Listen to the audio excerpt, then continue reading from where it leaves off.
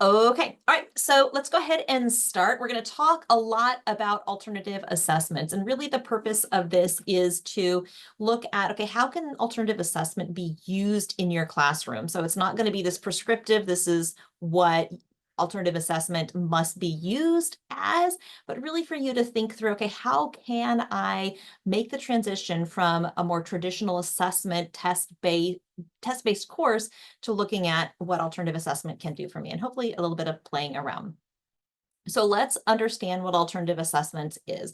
Grant Wiggins wrote this phenomenal book in 1998. I forget the title already, but he has some very clear delineation of what makes an alternative assessment. And so often when we talk about it, people have this very prescriptive viewpoint that any alternative assessment has to be X, Y, and Z. It has to be a project, when really there is a lot of other ways that we can embrace alternative assessment. So let's take a look at the definition first.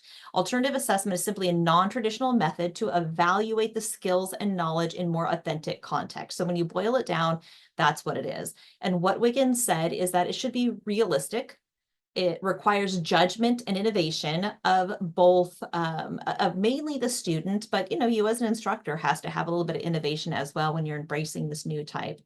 Ask the students to do the subject. And I love the way that he phrases this because it's not just memorize the subject. You are doing it, you are living it, you are practicing something in that. It replicates or simulates the context in which adults are tested, and you see those quotes, in the workplace. So again, it's this application of the skills that a student is going to need in whatever workplace, personal, civic lifestyle. They're actually doing those skills in real life. Assess the student's ability to efficiently and effectively use a repertoire of knowledge and skills to negotiate a complex task. Come on, this is what we really want our students to do. We want them to be able to think critically. We want them to take, I know this in my brain. I know these facts. I'm going to take these facts. I'm going to manipulate them and I'm going to apply them to a task that is requiring me to think critically. That really boils down what our hope is for our students when they get the skills and that knowledge in our course. And then allows appropriate opportunities to rehearse, practice, consult resource, and get feedback on and refine performances and products. And this to me is a really key piece of it because it's one that when people start implementing authentic assessments, it gets left off a lot of the times. And I'm a huge advocate for this part of it because that is what real life is you take something, you try something, you get the opportunity to say, hey, that didn't work. I'm going to refine it. I'm going to do better. And then you improve on it. There's very few things, except if you're a surgeon, and that I do it, I implement these skills and it's failed, something horrible happens. So we get the opportunity in our work and our personal and our civic to make those enhancements and to do better next time. It's not just I failed it like we have in our traditional setting. So we want to build in those feedback opportunities when we implement these authentic assessments. So at the core, it's really this focusing on the real world application, thinking critically, not just about the rote memorization that we have often in a traditional assessment type of format. And the benefits, I hope that that's really bled through when I'm talking about it, is it's this deeper learning that you're promoting and enabling your students to do that is accommodating naturally a diverse learning style, and it helps your students become engaged because they are doing things that matter to them. Remember, they are doing the subject. Key points, really, I covered this in the previous slide, but it's relevant to the real world that students are going to be moving into. I hate when people say, I'm training my students for the real world when they're talking about policies, late penalties, those types of things. But when we're talking about it in the context of authentic assessments, that is the real world relevance that I really love to hear. I am helping them to practice the skills they're going to use in the real world of their job and the real world of their employment. So that's to me the most appropriate way to apply those terms. There's a multidimensional evaluation. So you're looking at a range of skills. It's not just one, it's not just rote memorization or regurgitating facts. You're looking at a student's ability to think critically, to solve problems, perhaps to collaborate, which is a huge part that's missing in a lot of those workplace skills that students need to grow in. And again, not just the recall of facts. you're helping them to become more engaged in their subject, because a key piece of authentic assessment is allowing students to explore and find a way that they're using that subject knowledge in a way that is interesting and engaging to them. That feedback, we're going to look a little bit on the process of building rubrics, but that continuous feedback is a really important part of an authentic assessment. As students get to do it, you provide the feedback and they get to redo it. Authentic assessments are innately diverse in how a student is able to represent knowledge in a way that's personal and applicable to them. So you're really meeting that need of a student right then and there by allowing them different ways to show their knowledge through that authentic assessment format. Okay. The most typical types of alternative assessment that you're going to see, but I don't want to spend a lot of time talking about this because these are just the most typical. It's not the only way, but it's going to be a portfolio. This is where we see it in a lot of like arts-based programs. And using project-based, but a lot of people will want to stop there when they look at authentic assessment. And really that's just one way to do authentic assessment. We're going to explore how you can do authentic assessment in your courses as well towards the end. Okay. Oh, and I forgot to say, if there's any questions, please interrupt me. I know I present like I'm on a steam engine, but don't wait for me to take a breath, raise your hand, interrupt, put something in the chat. The wonderful, amazing Lori Levine is here to help me monitor chat if I miss it. So please feel free to interrupt or interject at any time. A key piece of getting started on your authentic assessment journey is to really look at those learning outcomes. Now, I'm not just saying this because I'm the SLO coordinator at my college. I really firmly believe this is where all of our design thinking really needs to start. We have to start with, what is it that I want my students to know? I spent so many years when I first started teaching just saying, okay, I'm just going to take my textbook and this is what students need to know because I'm sure the textbook author knows, right? Instead of sitting and looking at my course outline of record, looking at those objectives, looking at the outcomes, looking at what I know my students need to meet those outcomes. What skills and knowledge should they demonstrate at the end of instruction? Now, whether that's at the end of the unit, at the end of the course, at the end of the assessment, you really have to start with, okay, what is it that I want them to know, and make sure that that is measurable. And then you choose the assessment method. Okay, so if this is what I want students to know, what are the best ways for them to demonstrate them? How can I measure those learning outcomes? So often we'll say, this is what I want students to know. And then when I challenge instructors, but how would I measure that? They aren't a measurable things. They just become, I want them to, and now it's escaping me. Understand is measurable, but it's a more difficult thing. I want them to understand this. Well, what does that look like? What are they doing to show you that they understand that? So once we decide, okay, what is the assessment method that I'm going to use in order for students to demonstrate those learning outcomes, then I have to develop the criteria. This is another step that gets skipped because we create these really great assessments, even if we're all on board with the thought of alternative assessments. We forget that developing those criteria for students to be able to say, okay, this is what it looks like when I've achieved proficiency or when I've demonstrated that I know those, we skip that and we just push out the assignment and then let students figure it out. So we want to develop the criteria, and this is often detailed rubrics that outline the expectations. And it doesn't necessarily have to be a clear delineation at each different level of proficiency. I was a huge advocate when I first started teaching with alternative assessment of the 1-point rubric. And this is what proficiency looks like. So if that's what you want to start with and say, okay, if you demonstrate proficiency in these skills, in these outcomes, then this is what it looks like, and just have that middle column. And then you can write in your comments on either side of those. And we'll talk a little bit more when we look at rubrics and feedback in just a second. You want to provide a place to use those rubrics and provide constructive and meaningful feedback, and then allow a student to resubmit to show you that they've demonstrated that proficiency. I know you think you came to just something on learning about different assessments, but that opportunity to resubmit the assessment is really a key part of making sure this is a real world application. They can do that alternative assessment, look at your feedback, and then resubmit to get where they need to be at that skill proficiency. That's really an important piece of alternative assessments. Any questions so far? How are we doing? Good? Okay. Okay. So what are some of the pieces of developing effective rubrics? And we'll take a look at AI and how AI is a fantastic aid in doing this when we're playing around too at the end.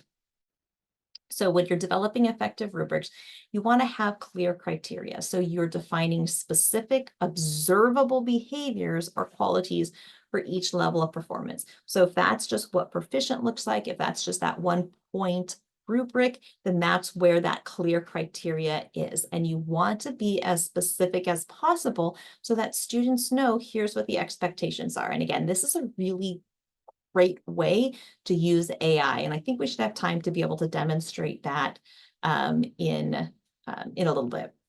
Those descriptive levels, so the precise language, if you want to be very clear what proficient looks like, what almost proficient, what not proficient looks like, then make sure there is clear delineation between each of those levels. This is why for me, it was easier to start with the 1 point rubric, because it was very difficult as I started out with the alternative assessment, and this is before AI helped me to clarify those thoughts. But it was much easier for me to sit and think, okay, what would proficient look like? What are the skills that I expect to see? And then as students submitted their work, I would be able to say, okay, this is how it exceeds proficiency, and be able to write those comments because it became clear to me, or this is what was lacking. But students would know, okay, this is where I need to be for proficient. That part was clear, but I could write the comments in then on that 1 point rubric of these are the elements that are missing that weren't able to get you to that demonstration of proficiency. And then make sure that the rubric criteria aligns clearly to those learning outcomes. And this seems like it's a given, and maybe you all are just smarter than me, but I realized some of my rubrics didn't really align with what I wanted my students to learn. And so this is where it was a really great thing to check. And again, I know some people are super opposed to AI to support their teaching, but this was a really great objective way that I've been using to check and see, okay, are these rubrics that I'm building aligning with this assignment? And if they don't, tell me how. So we'll play around with that a little bit as well. Okay, so if you are thinking, all right, I'm not necessarily all in with this whole alternative assessment thing, but you've convinced me enough that I want to give it a try. So what are some ways that I can use alternative assessment, maybe not holistically in everything that I do, but what are some reasons that I can consider it for some assessment? So think about if there's things that use more complex skills. So if it's something very simple, like, yeah, they simply need to memorize these. Yeah, maybe a simple test or diagram fill in, maybe that's all that it needs.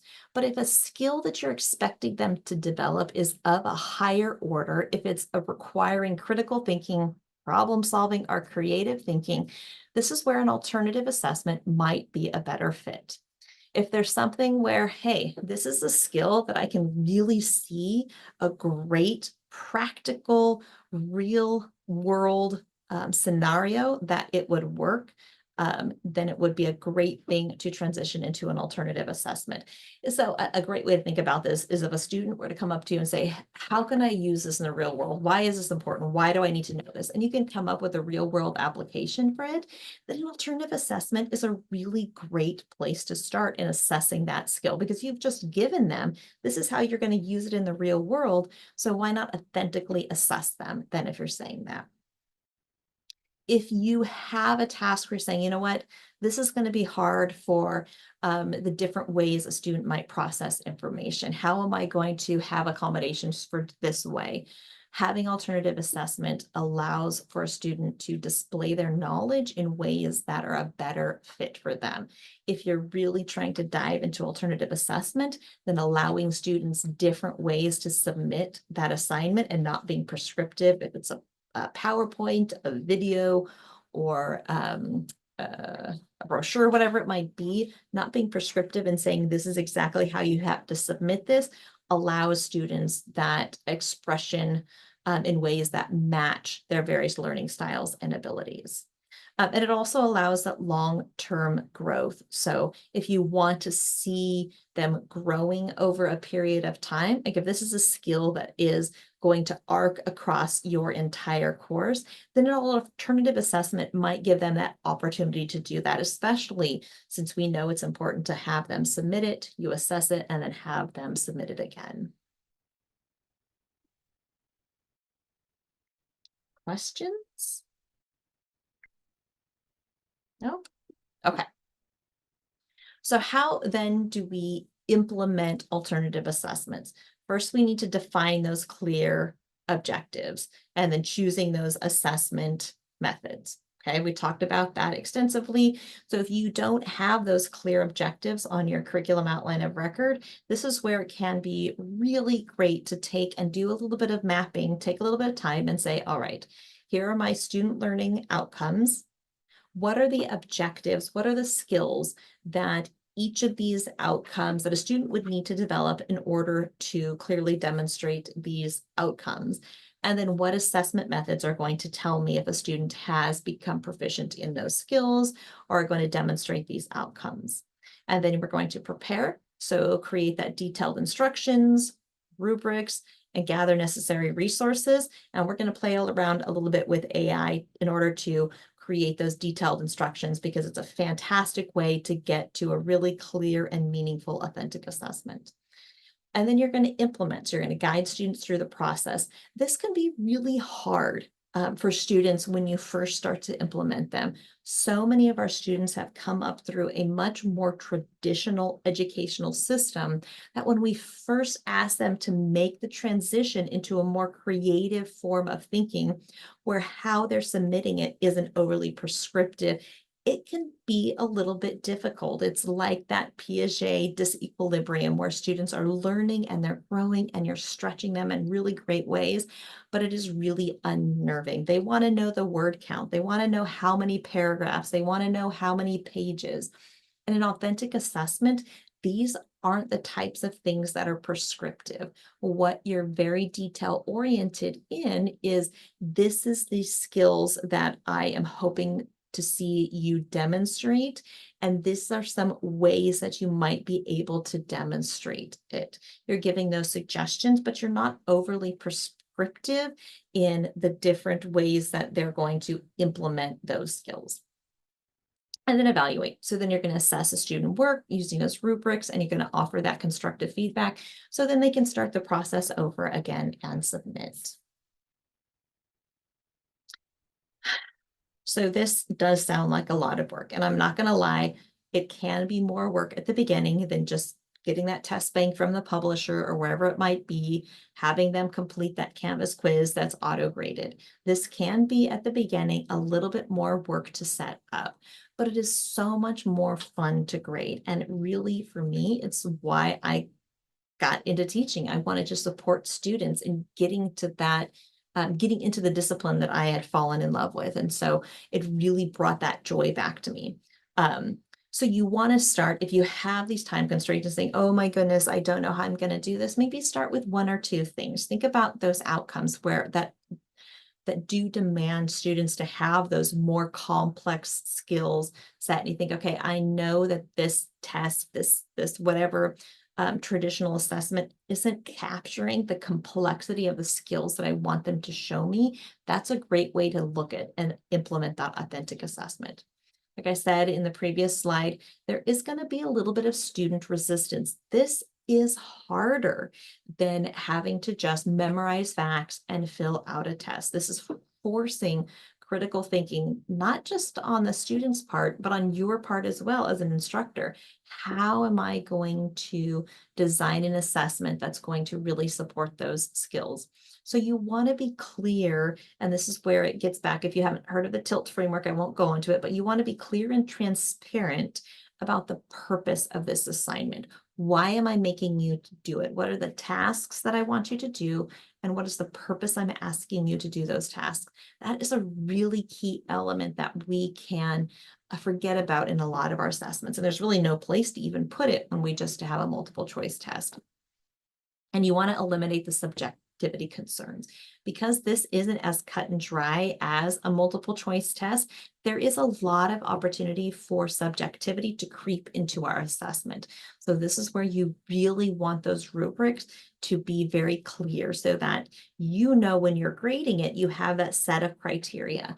And I guarantee as you start to use this form of assessment, you're going to be revising those rubrics many times during the first couple of semesters of an assessment because maybe it wasn't being captured. And that is another reason why I liked starting with that 1 point rubric, because it gave me an option to, if I wasn't clear about what proficiency wasn't, I would be able to write it in instead of being locked into a rubric because I hadn't figured out, okay, I know what proficient is, but what does it look like if it's not proficient in that skill? Some of the ways that moving over to an alternative assessment can be helpful.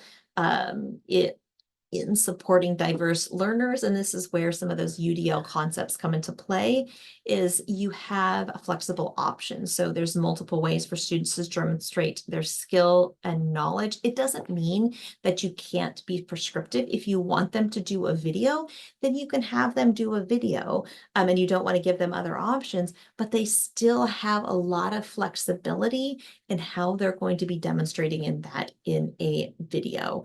And so you're still meeting those needs. It allows for scaffolding. So you can provide the appropriate support and resources as they're making the journey through that alternative assessment. It's not, again, where they're sitting down and filling out that multiple choice test and there's no opportunity for you to scaffold them. They've got this more comprehensive assessment project that they can get the support through the many steps that assessment is going to be.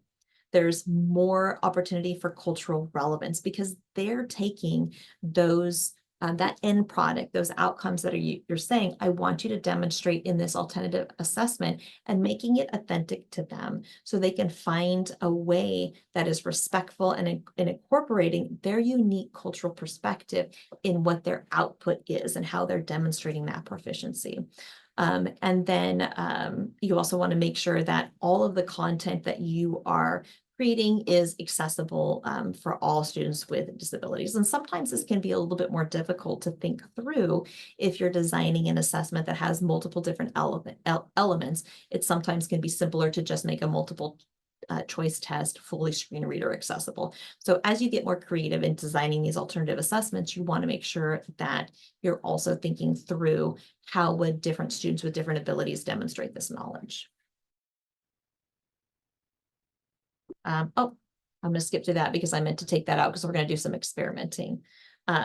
So what are some best practices? Again, make sure you have ongoing feedback, so that opportunity to allow a student to resubmit. You incorporate options for them to reflect on it. That's where some of that critical thinking can come even at the end. So they're going to have a process. They're going to grow in the process of submitting that alternative assessments. I love giving the option of students to reflect on that at the end. So what did you learn in that process? That's where that metacognition can come into, that thinking about their thinking about what they're learning in that process of completing that alternative assessment. And again, be willing to adjust the assessment based on the student needs and feedback. This is one of those things where it can get really uncomfortable for us as a teacher because it returns us almost back to that first year of teaching where I don't know if you felt it, but it felt like everything went wrong. It was, oh my goodness, I can't believe how bad I was. This is going to take a couple of iterations to really get in the groove of assessing those outcomes. Especially the first time you implement this for an assignment, it can really feel like you missed the mark as you're reading through those assignments going, oh my goodness, they're not doing what I thought it would be. Now, I will say that as I've used AI more to troubleshoot and say, what are some of the questions students are going to have? What are the concerns? What is missing in these tasks? Then I've been able to design a much better assessment when I'm doing this for a new skill or outcome for a new class than I previously had when I didn't have a thought partner to work with me through those types of questions that I might have. There is lots of really great websites that are out there that talk a lot about authentic assessment. I just gathered a couple. The first three, I think, I should have put them. I think it's the first three have faculty spotlights and a lot of different disciplines listed that can walk you through. Here are some authentic assessments that might work for this class. But I also have found the best, most creative way for me to come up with authentic assessments is to have a conversations with AI. But in case you're opposed to AI and you don't want to use it for whatever reason, then these websites, the first three, if not, you can do all of them, and I can send you these links as well. Have faculty spotlights and different disciplines highlighted that implement different types of alternative assessments in their course. Yeah, would you be able to like drop those in the chat or something, or I think so. we can't open them here. The links. Let's see. Oh, nope, I'm over the limit here. Let me do the first.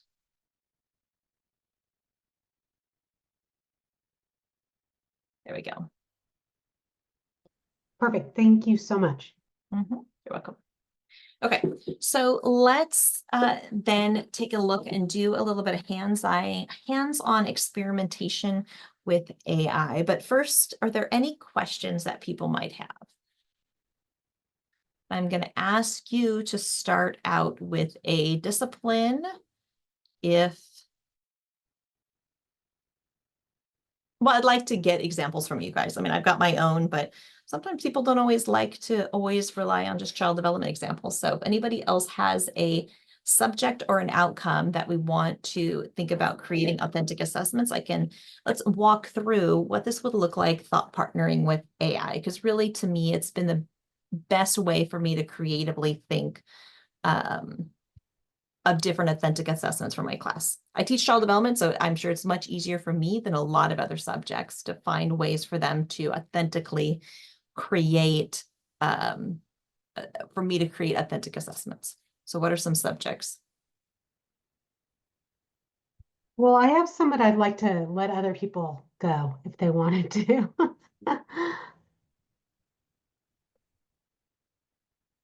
Okay, well, Well, a go ahead, CTE Brian. would be a good example. For example, creating a Yeah, so lab assessment. yeah, so or, give me a subject. So CTE, it yields much more naturally to alternative assessment, but let's have a conversation with AI and see what it comes up with. So how about, give me a skill or sorry. something you would want them to learn. Sorry, I didn't mean to cut you off, Mohammed. Go Okay. ahead. No. I was gonna say maybe how to inspect a gas turbine engine. Okay, Maybe a broad perfect. subject, but that's Yeah, just no, me. that's fine. Let's see what it comes up with. So whenever I'm working with an AI, I like to give it a little bit of context. So I would say, I let them know I'm a community college instructor in California. I want to create an authentic assessment for students to demonstrate their knowledge. So let's see, Mohammed, what subject do you teach? So gas turbine engine, I'm thinking AMT. That's correct. Okay. I teach aircraft maintenance. Oh my goodness. Good thing AI doesn't care about spelling, huh? That'd be embarrassing. Oh. We'll just let it be wrong. Okay, maintenance. And I want to create an authentic assessment for inspecting, oops, a gas turbine engine. Now we can stop at a prompt like this, but you're going to get everything across the board. So we want to narrow it down a little bit as far as what are some of the other delimiters that we want to give. So say I want them to demonstrate this in the course of 6 weeks, in a 6-week class. So let's see, this needs, and how much hours you expect students to devote to it. So this needs to be an assessment that takes them, I don't know, what, 10 hours? What would be a good expectation, Mohammed? That'll be, say, 3 days. Okay, About, 3 days to complete? yeah. Okay, well, let's just see what it comes up with. Sometimes it can be fun just to plug it in and then you can see what happens. And so here we say, it says, okay, we wanted an authentic assessment that takes 3 days to complete. And so we've got this 3 days worth of assessments for students to demonstrate.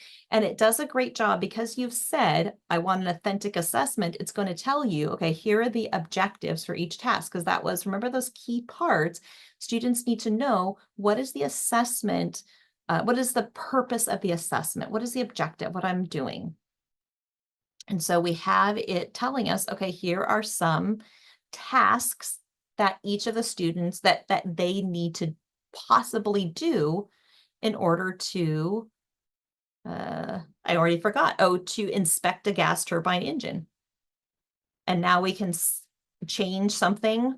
I know this is putting you on the Wow, spot, this is Mohammed, but great. what would we change? Let's focus. So we kind of divide this inspection into maybe a 2-section. It's called cold section of the engine and the hot section of the engine. And then some of the major components at that point.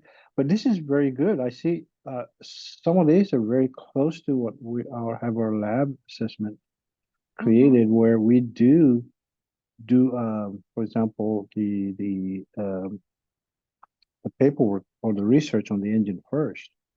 So we look at a lot of technical bulletins, we look at some of the safety bulletins and airworthiness directives that FAA has implemented. So this is really good guideline. Yeah, and you can Okay. plug in different elements. So if you already have an Yeah. assessment that you like, you can put it in there and say, hey, I have this assessment. These are the parts that I like. These are the parts that I don't. Can you make it more authentic so students aren't just Right. doing it, whatever it might be? And so we've simply said, all right, I divide the inspection into 2 sections, a cold section and a hot section. Right. And so they've done that.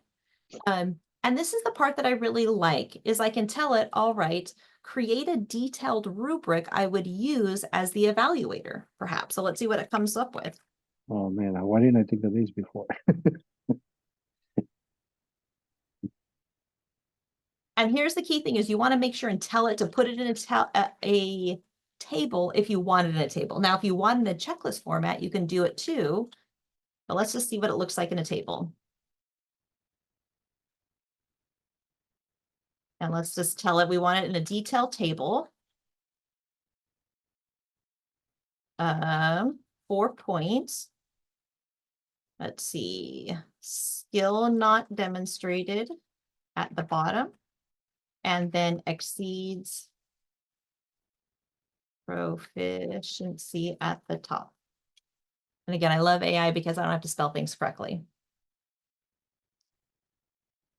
And so now we have a rubric that we can start basing our assessments off of. Now, we want to, as discipline experts, we never want to take something that AI spits out, but I've found that the more I have a conversation with it, it gets pretty good where I'm doing just minor tweaks, especially with if I do good on explaining what the course is.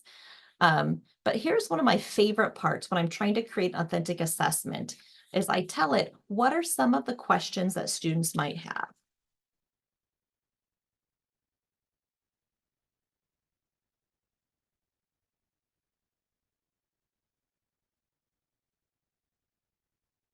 And this is where I get these really great assignments because I'll go through them. And this is where that human element comes on creating a really good assessment is I'll go through and answer these questions. And I am not at the capacity to answer these, so I'm not even going to pretend. But you could go through then and say, all right, and all you have to do is put one and answer the question. What specific manuals or technical documents should I review for the inspection? So you're looking at this from a student's perspective. And as you go through, and integrate those answers, it's going to create an even better and more authentic assessment for students. Wow, thank you so much. Appreciate it. Welcome. Okay. All right, we've got like 10 minutes for another example. Who has another one? Lori, you want to give one of yours a try? Well, part of, I mean, I teach English, and part of the issue is it's writing papers, right? But like, I'm gonna do a creative project with the students, but I'd like to do something like a little bit different. Like, how else can we assess writing thesis statements, or which is just like sort of one skill that's, when you do that, it's kind of divorced from the rest of it's out of context. But I would love something else that's sort of more, or how can we assess like critical thinking with I don't know, or even doing research or something. You know what I'm saying? It's writing papers, but is there something else? So what skill first do you want to assess? So we say, I teach first year English and want to find a way to assess critical thinking by formulating thesis statements or what? Well, I mean, at the end of the semester, they're supposed to be able to write a well-researched, documented essay or paper, so part of it, the objectives are, do they have a clear thesis? Do they have, examples, topic sentences, things like that? But is there another way of, I mean, we have to have them write papers, but is there something else that they can do too?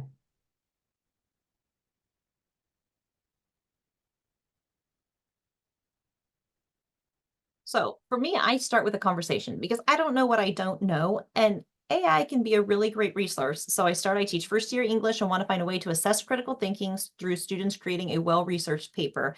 I'm worried about their use of AI and I want to have a creative way they can build this skill. Do you have any suggestions? Well, let's see what it comes up with.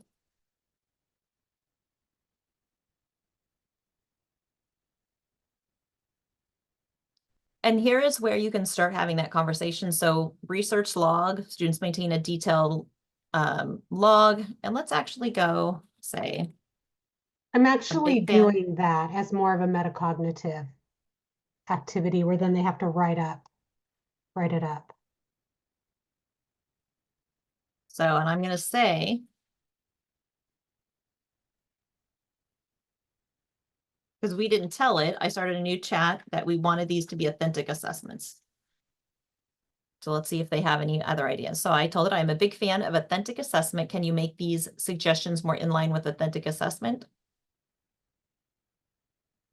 So research portfolio with real world applications, have students create a research portfolio where they gather sources and develop a comprehensive analysis on a topic relevant to their field of interest or community issues, community engagement project, case study analysis, peer consultancy report, interview-based research paper, policy proposal paper. And I'm going to say these seem really boring. Like, I want something creative. And here is where I like AI because you can't offend it. So if you were to say this to a peer that gave you suggestions, they'd probably be a little bit offended to say, those are kind of boring and stale. So these seems boring. And here's where words matter. So I always love the word reimagine because it makes it think creatively. reimagine your suggestions, so students will have more fun. Will enjoy them more. And But I've enjoyed grading I them. really want them to be based on real world application. Let's see what it comes up with. Podcast creation, interactive social media campaign. So you can see now by saying, hey, think more creatively, it does think more creatively. So you have to go back and forth. Debate show format, interactive workshop or community class, journalistic feature. So I like escape room design. So let's say, Yeah, I know some people who do that, but I know what an escape room is. I just don't know how you do that. so give me a skill, the skill of writing a thesis application, a thesis statement with this idea.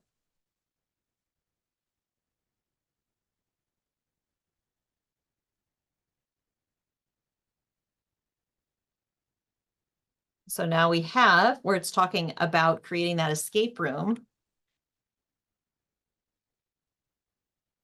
Create the full assignment.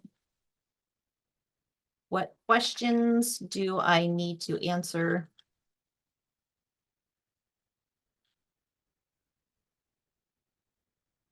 You always want to ask it, what questions do I need to answer in order for you to create this assignment? Every single time I've taken the time to do that, it's created a more robust assignment. And I can see those responses very clearly integrated in that. So learning objective, scope and depth, format, individual versus group work, resources and support, assessment criteria, duration, peer interaction, reflection, technology integration. So when people say that using AI is just taking the work out of being a teacher, it really isn't, because this is still work. I am just able to engage with this this thought partner that's pulling out all of these ideas instead of them being stuck in my head or me trying to think through, oh my goodness, what are all of the different questions that a student might have because I didn't clearly design an assignment. And you get to the point where it's a much more clearly articulated assignment by doing that. And you have that back and forth. And I don't want to take the time to do all of this. So I'm just going to pop over and show you this back and forth. Let's see what it happens. Let's see.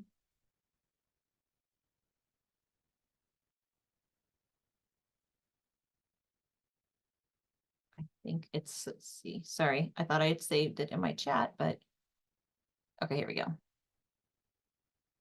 So here is where I was trying to think yesterday of a more authentic assessment for language development. I teach an infant toddler class, and students need to support the language developments of infants and toddlers. It seems easy to create an authentic assessment, but the one I had created in the previous semester, it had fallen stale. I wasn't really getting at the skills. So you start with, let's see, you can see the back and forth. I'm trying to get to so again, what students might have. So here is where, let's see, sorry. Oh, looks like my chat got cut up. All right, sorry. So somehow my chat disappeared. So you have what questions might students have about this assignment? Oh no, I lied because it's right here. So this is the very simple assignment that I had started with. As an infant toddler teacher, supporting language development is an integral part of your daily responsibilities. To assess your understanding of the outcomes listed below, I would like you to create training or support material for a training you would give to teachers at your center to inform them about ways to support language development.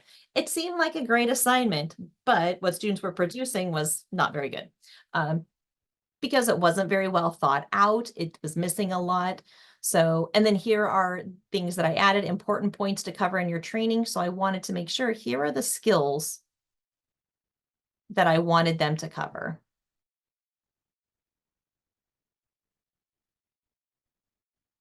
And so here we go. Students might have the following questions. So you see it asks me all these questions, and here I am answering the questions. And then, but here's the thing is it's still not very smart. I didn't say, all right, integrate these into an assignment. So it started to say, okay, here's how it would help the student. I said, can you reimagine the assignment to include these details? And now I have a very clear assignment that specifies to students authentically how they could demonstrate this knowledge. So I went from this very simple assignment with these skills, it asked me questions, to a really good assignment that I am super excited about reading with my students. And then I cut and pasted it. I put it in a Word. I changed things around, and then I pasted it again. Said, here are the revisions that I made. I pasted it here. And now I said, okay, now I've revised it to be more appropriate. Create my rubric for me. And it created my rubric for me. And this is where I started using, by the way, the coding in ChatGPT with Canvas is super cool. If you haven't used that yet. Okay, so any questions, and we can experiment more? What's the coding that you did? What was that? Was that where you did the HTML where you switched over and then you put that in and then it built it for you, or? Yeah, so let's see.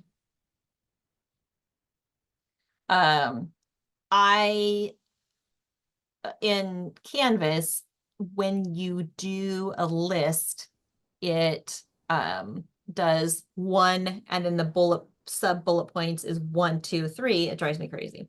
So I wanted it to recode the HTML. So it was 1 and then the bullet points under it. So that's what I told it. I said, Okay. here it is. Give me the code to create the bullet points. And so I just cut and pasted this and put it back in, and it gave me an accessible list that started with 1, 2, 3, whatever it is, 1, and then the sub points were in bullets instead of 1, 2, 3. But it really does a good job of producing much better HTML. ChatGPT struggled with that for a lot of times, but this 4.0 with Canvas is helpful. Yeah. And I, in all honesty, I don't know. I pay for ChatGPT, so I don't know if this is available for everybody or not. I don't think so. So it feels like to me, like with writing and thesis statement, that would be more of a formative assessment to help get them to the paper writing. yeah, And then with maybe even, because I would really, well, I mean, they have to learn how to write papers, but with ChatGPT and other things, like, yeah, you have to get out. Okay, what truly is the skill? I mean, I don't envy the position of English teachers because this is so hard, but they don't have to write papers anymore because AI does it better and quicker. But they need to know how to critically think. So what are assessments, authentic assessments they can get at to make them critically think? I love the thought of writing an escape room because they need to be clear in their writing when they're writing those clues in this escape room. And you can ask it, okay, I don't know much about teaching thesis writing, but you can have those conversations back and forth to get to where you want to be.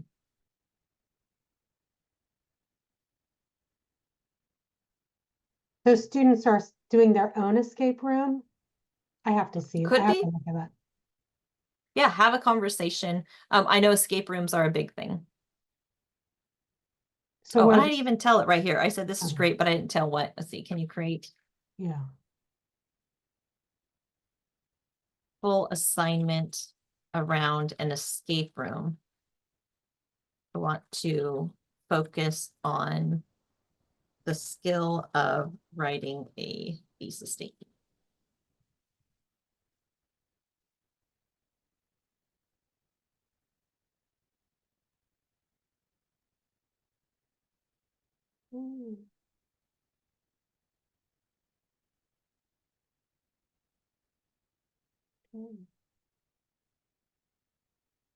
Decoys included, and these are these detractors. It's harder to create detractors because you have to know what the skill is in order to do the detractor.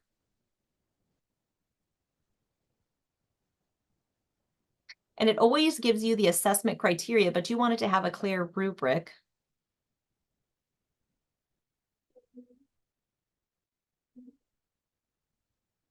And you can adjust it however you want, and it'll make those changes. So you can say, this seems very comprehensive.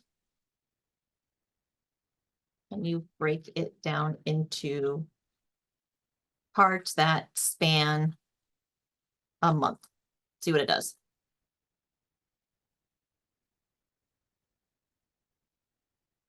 Sometimes it'll do this. And this is where it's getting your feedback. This is where you're training it, by the way. So you know that, okay, this is a complicated task that you're asking it to do, and I'm help training AI. So you can see here, it's broken it down into the different weeks. So students need that format if that's what you want. Good, you can have that conversation. So I'm going to choose this one.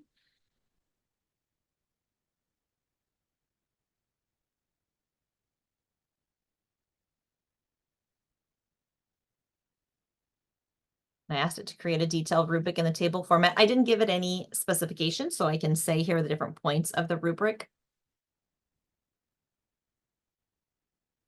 And go through all that, and it cuts and pastes super easy onto a Word document. That's great. Thank you. All right. So we have 3 minutes left. Any questions?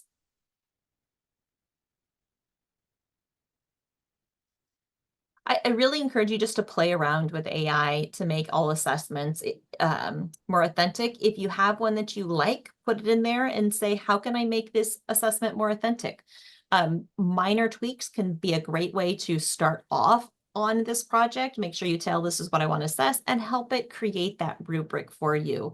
I found sometimes, most of the times, it'll default to a assessment that is a little bit more complicated. So I've had to say, okay, this is an assessment that they need to accomplish in 1 week's time. It's associated with one module. I want them to be able to complete it in 1 week's time, bring down the complexity or whatever it might be. But those back and forths is where your critical thinking as the instructor is really invaluable to know, okay, this is too much to ask students to do in 1 week, or break this down into parts that they can submit, and give me assessment tools to help with, or feedback tools to help with each of the parts. It can do that as well. So you have those rubrics easily created that you can edit as needed or give to students. Well, thank you, Amanda. This is great. And yeah, it's a lot of information, but really good. Really good. Thank you, everybody, for coming, and hope you have a great rest of your Monday. Thank you, Amanda. Take care. Thank you, Mohammed. Bye-bye.